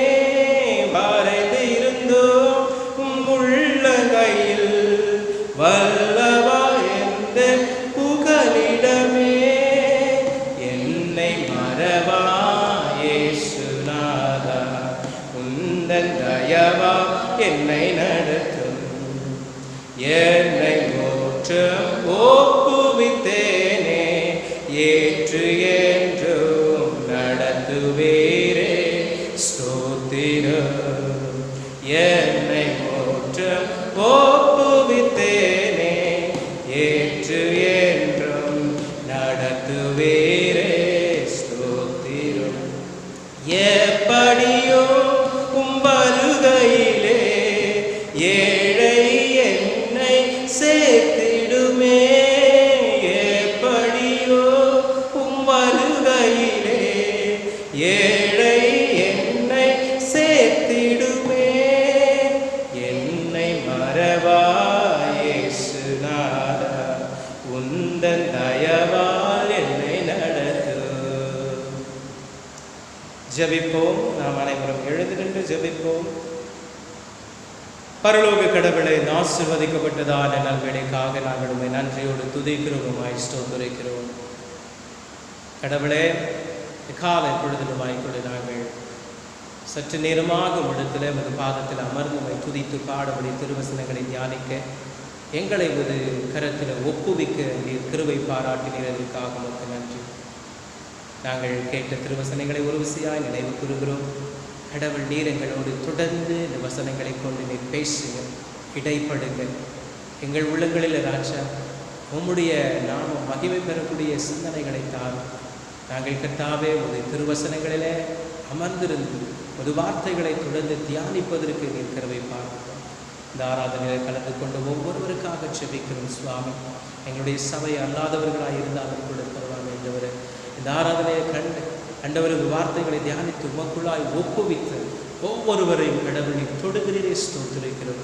ஒருவேளை கர்த்தாவே அவர்கள் கிறிஸ்தவர்களாய் அல்லாதவர்களாய் இருந்தாலும் கிறிஸ்து நீர் அவர்களுக்காகவும் நீர் மறித்து உயிர்த்தெழுந்து ரத்தம் சிந்தினீர். அவர்களுடைய பாவங்களை மன்னித்து அவர்களை நீர் நேசித்து ரட்சித்திருக்கிறீர், ரட்சிக்க வல்லவராக இருக்கிறீர் என்பதை உணர்ந்து உமது கரத்தில் இப்பொழுது ஒப்பு கொடுத்தவரையால் ஸ்தோத்திரிக்கிறேன். தொடர்ந்து கர்த்தாவே நீர் எங்களோடு தங்கீரும். உமது திருநாமத்தை நீர் மகிமைப்படுத்திக் கொள்ளும். தாழ்த்துகிறோம், உமது கரத்திற்குள்ளாக ஒப்படைக்கிறோம். துதிகன மகிமையெல்லாம் ஒவ்வொருவருக்கே ஏறெடுத்து ஈரை மகன் இயேசுவே ஈடு இணையற்ற நாமத்திலே தாழ்மையாய் ஜெபிக்கிறோம். ஜெபத்தை கேட்டவர்களும் அன்பு நிறைந்த தகப்பனே, ஆமென், ஆமென். நாம் ஆசீர்வாதத்தை பெற்றுக்கொள்வோம். கர்த்தரானவர் உன்னை ஆசீர்வதித்து உன்னை காப்பாராக. கர்த்தரானவர் தமது திருமுகத்தில் பிரகாசிக்க பண்ணி உன்மேல் கிருபையாயிருப்பாராக. கர்த்தரானவர் தமது திருமுகத்தில் பிரசன்னமாக செய்து உனக்கு சமாதானம் கட்டளையிடுவாராக.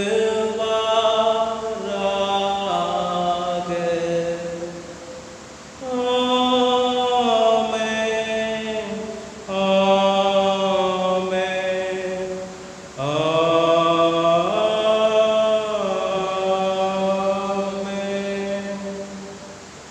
ஆத்துமமே என் முழு உள்ளமே கர்த்தரை ஸ்தோத்தரே. ஆத்துமமே என் முழு உள்ளமே கர்த்தரை ஸ்தோத்தரே. ஆண்டவர் செய்த நன்மைகட்காய் என்றென்றும் ஸ்தோத்தரே. ஆண்டவர் செய்த நன்மைகட்காய் என்றென்றும் ஸ்தோத்தரே. கர்த்தர் செய்த சகல உபகாரங்களுக்காய் பரிசுத்த நாமத்தை ஸ்தோத்தரே. கர்த்தர் செய்த சகல உபகாரங்களுக்காய் பரிசுத்த நாமத்தை ஸ்தோத்தரே. ஆத்துமமே என் முழு உள்ளமே கர்த்தரை ஸ்தோத்தரே. ஆத்துமமே என் முழு உள்ளமே கர்த்தரை ஸ்தோத்தரே.